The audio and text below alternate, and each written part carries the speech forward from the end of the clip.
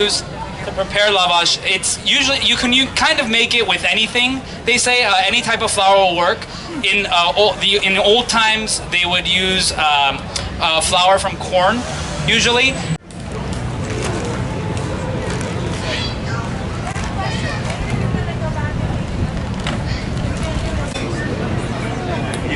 Clay molding in session. He's about to work another layer to his molding.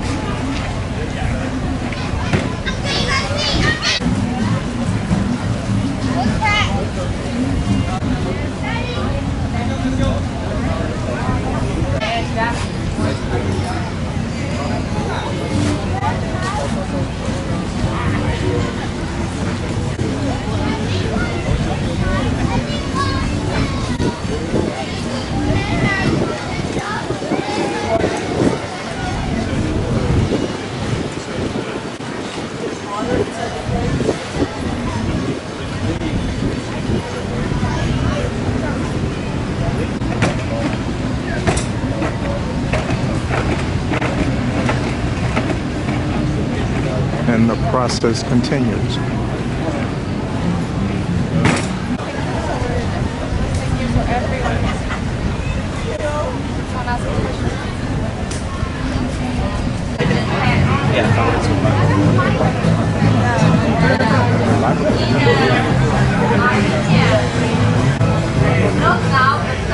And there is a monastery in Armenia that is the location where Mestre Mashko first taught the Armenian alphabet. And the reason he chose this region of Armenia was because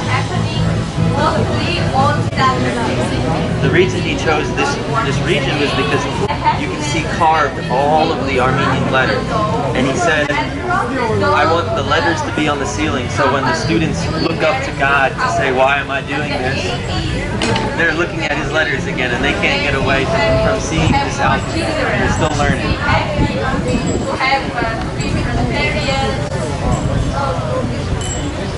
What?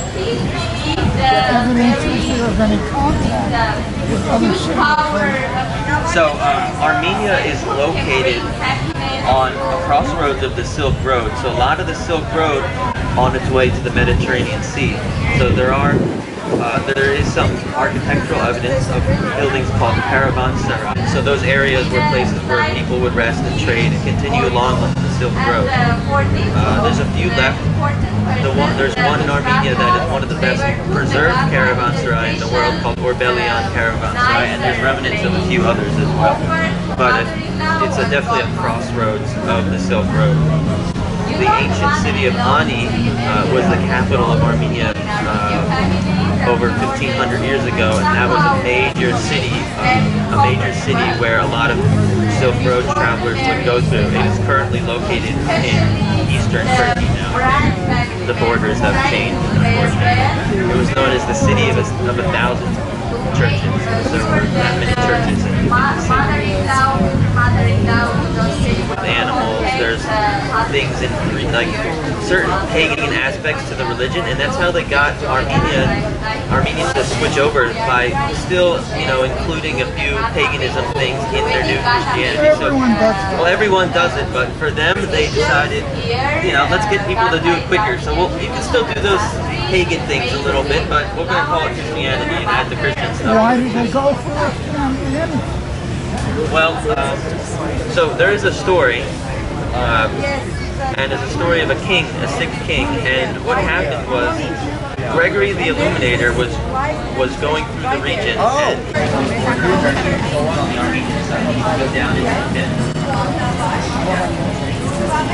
He smoothed out the clay molding from earlier.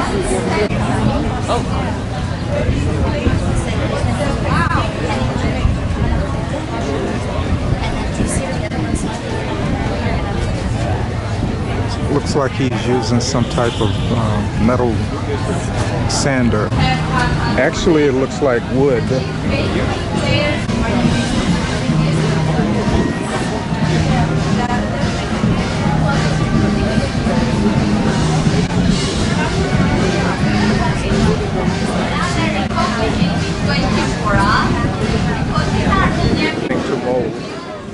Down pieces that are placed layered on top of each other. Oh, those are the same. Oh, Yeah, that's the whole thing there, and it Oh, goes okay. underground. That one over there, they're using ovens. wood. These are the Tunir But ovens that the clay traditionally maker.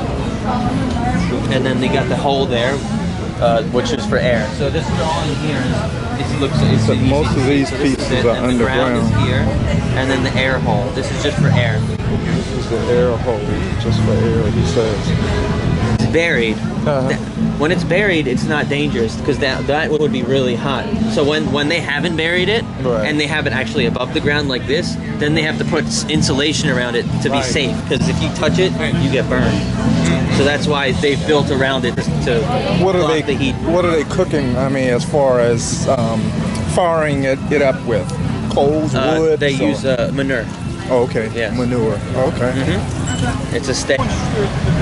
So this is the area of the master artisan. Yep, dry, like the dry. So this is the master artisan that makes the They Tunir try to keep it lit. stone ovens, in which they have the demonstration of the lavash. Clay maker that we just left.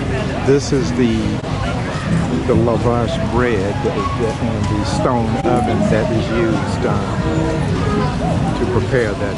And this would be the lavash bread, the final product from the clay molding, the Tunir clay oven. The final product.